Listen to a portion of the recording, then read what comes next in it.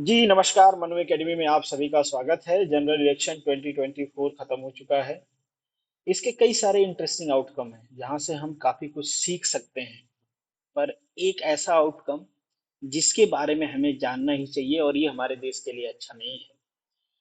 क्योंकि जो रिजल्ट्स होते हैं ना, वो एक तरह से जो हमारे वोटर्स हैं, इलेक्टोरल हैं, उनके थॉट को, उनके सोच को रिफ्लेक्ट करते हैं कि वो कौन से विचारधारा के साथ जा रहे हैं, किस विचारधारा को सपोर्ट कर रहे हैं।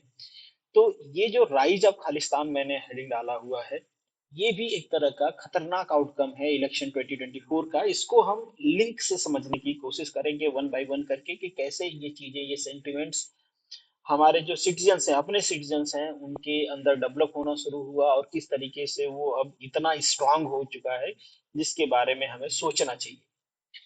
सबसे पहले बात करते हैं जुलाई 2023 की। एक घटना होती है, हालांकि ये फॉरेन लैंड पे होती है। सेंट फ्रांसिस्को में हमारा एक काउंसलेट होता है जिसको आग के हवाले कर दिया जाता है कुछ प्रो खालिस्तानी सेपरेसिस्ट के द्वारा। ऐसी एक घटना ये नहीं है, सेम टाइम फ्रेम में 2020 से लेकर 2023 के बीच में और कई सारी घटनाएं होती हैं। जैसे एक ऑर्गेनाइजेशन है सिख फॉर जस्टिस। इन्होंने कई सारे देशों में, कनाडा में, यूएसए में, ऑस्ट्रेलिया में ढेर सारे पोस्टर्स लगाते हैं ये, जिसमें किल इंडिया या फिर किल टॉप डिप्लोमेट्स, इस टाइप के नारे होते हैं। और ये केवल रोड या स्ट्रीट्स पे नहीं लगाए जाते हैं। बुरी बात हमारे लिए ये है कि ये गुरुद्वारों पे भी इस टाइप के पोस्टर्स लगाए जाते हैं। हालांकि कहा जाता है कि जो एक प्रो खालिस्तानी सेपरेटिस्ट था, हरदीप सिंह निज्जर, और उसकी जो डेथ होती है उसके रिस्पांस में ये सारे लगाए जा रहे हैं। पर स्टिल ये हमारे लिए एक वार्निंग की तरह था। पर हमारे लिए संतोष की बात भी ये थी कि ये सारी एक्टिविटी जो हो रही थी ये फॉरेन लैंड में हो रही थी, और जो हमारी जनरल समझ थी इंडिया में, या जो हमको समझाया जा रहा था, या जो टीवी डिबेट्स थे, उससे जो अंडरस्टैंडिंग बन रही थी कि भाई जो इंडियन लैंड है उस पे इस टाइप के ग्रुप्स या ऑर्गेनाइजेशन जो है, या इस टाइप के जो इंडिविजुअल हैं, उनको सपोर्ट हासिल नहीं है, या फिर है भी तो बहुत ज्यादा नहीं है। जो फॉरेन लैंड है उसमें कई सारे जो हमारे टेम्पल्स हैं या फिर इंडियन कॉन्सुलेट्स हैं, उनके ऊपर अटैक्स किए गए, रेफरेंडम कराया गया कि इंडिया से हमको अलग होना है। और जो इंदिरा गांधी का जो एसेसिनेशन था, हमारे प्राइम मिनिस्टर इंदिरा गांधी का जो एसेसिनेशन था, उनकी डिपिकेशन के साथ, उनके प्रदर्शनी के साथ पूरे 5 किलोमीटर की एक यात्रा निकाली गई कनाडा में। ये सारी चीजें हो रही थी। हमारी जो फॉरेन मिनिस्ट्री थी, डेफिनेटली वो इसके खिलाफ जो प्रोटेस्ट कर रही थी, जिन जिन कंट्री में ये चीजें हो रहा था, और कई सारी चीजें इसके साथ भी हो रही थी। जो प्रो खालिस्तानी लोग थे कई सारे देश में, कनाडा में, यूएसए में भी अटेम्प्ट किया गया था, पाकिस्तान में भी उनकी किलिंग भी हो रही थी, इंडिविजुअल्स की किलिंग भी हो रही थी। तो ये सारी एक्टिविटी चल रही थी। पर अगेन मैं कहूंगा कि ये सारे जो फॉरेन लैंड है उन पे हो रहा था। तो हम अपने तरफ से कई सारे तर्क दे सकते हैं कि भाई चलो, हो सकता है ना कि उनको बाहर से फंडिंग मिल रही हो ये करने के लिए, नारे लगाने के लिए, आईएसआई से, पाकिस्तान से, या जो हमारी वेल विशर्स कंट्री नहीं है, जो हमारे वेल विशर्स लोग नहीं है अलग अलग कंट्रीज में, चाहे वो चाइना हो, यूएसए में भी कई सारे ऑर्गेनाइजेशन हैं जो मतलब हमारी वेल विशर्स नहीं है, वो फंड कर रही होंगी, एनजीओज हैं जो फंड कर रही होंगी, और लोग इस तरह की चीजें पैसे के लिए कर रहे होंगे। जब तक ये चीजें पैसे के लिए हो रही होती हैं तब तक वो अलार्मिंग नहीं होती हैं, क्योंकि उनका एक मोटिव है पैसे कमाना, दैट्स इट। पर देखा गया कि धीरे धीरे ये आग अब इंडिया में भी फैलने लगी। हमारे यहाँ पे फार्मर एजिटेशन हुआ, जो हमारे एग्रीकल्चर बिल थे उनके अगेंस्ट में हुआ। उन्हीं आंदोलन के बीच में कई सारे जगह पे प्रो खालिस्तान नारे लगाए गए, खालिस्तान बनाने के नारे लगाए गए, एंटी एंटी इंडिया नारे लगाए गए, पोस्टर लगाए गए, बैनर्स लगाए गए, ये सारी चीजें हो रही थी। और एक बहुत ही साइडेड मूवमेंट हुआ 26 जनवरी 2021 को, कि जो हमारा रेड फोर्ट है वहां पे हमारा जो फ्लैग है उसको चेंज किया गया। और उसमें जो मेन कल्प्रिट था, जिसका नाम था दीप सिद्धू, इसको अरेस्ट भी किया गया। बाद में मिस्टीरियस तरीके से इसकी डेथ भी हो गई। जब इसको अरेस्ट किया गया, अरेस्ट से जब ये बाहर आया, बाहर आने के बाद इसने एक ऑर्गेनाइजेशन बनाया, वारिस पंजाब दे। वारिस पंजाब दे एक ऑर्गेनाइजेशन थी जो प्रो खालिस्तानी थी। और हालांकि कई सारी कंपेनी इसके साथ और जोड़ा गया कि हम जो राइट्स हैं, पंजाब के लोगों की, उसकी डिमांड करेंगे, उसके लिए लड़ेंगे। जो पंजाब में नशा फैला है उसके मुक्ति के लिए काम करेंगे। ये सारी चीजें जो जो पब्लिक को अपील करती हैं, उसके साथ साथ प्रो खालिस्तान एजेंडा था, उसको भी ये पेनिट्रेट करने की कोशिश करने लगे, आम लोगों को जोड़ने की कोशिश करने लग गए। वहां पे एक नाम और आता है जो इन सारे एक्टिविटीज को बाहर से अप्रिशिएट कर रहा होता है, उस आदमी का नाम होता है अमृतपाल सिंह। अमृतपाल सिंह एक पंजाबी सिटीजन है, हालांकि अब उसके पास कनाडा की सिटीजनशिप है। इसकी पूरी फैमिली दुबई में सेटल्ड है, वहां पे इनका ट्रांसपोर्ट का बिजनेस है।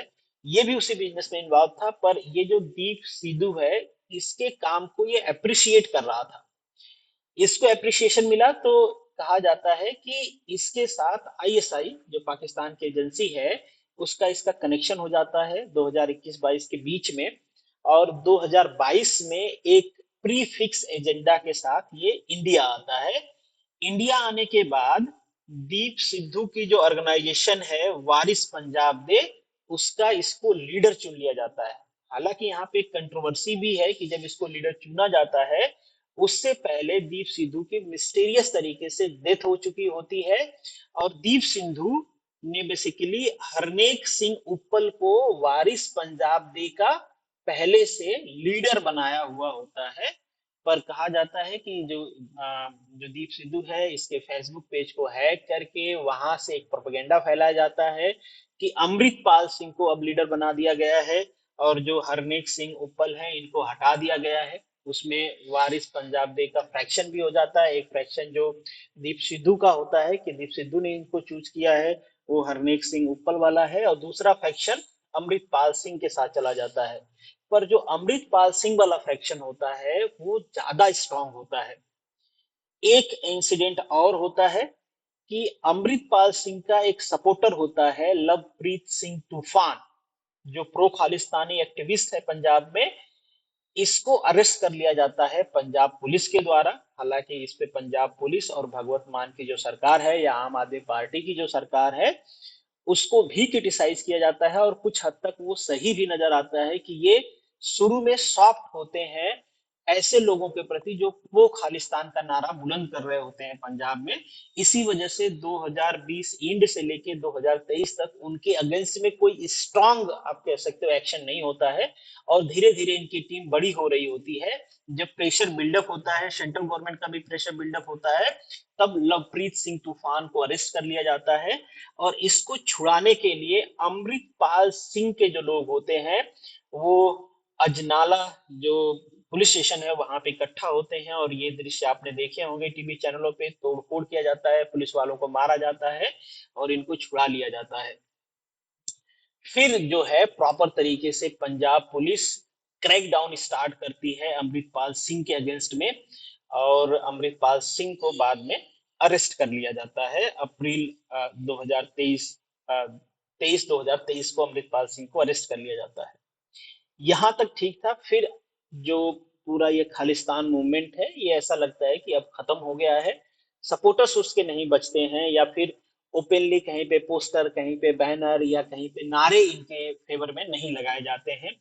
पर अब आता है इलेक्शन 2024, जिसमें दो ऐसे विनर हैं जिनको देख के ऐसा लगता है कि अब ये सेंटिमेंट आम लोगों में पेनिट्रेट हो चुका है।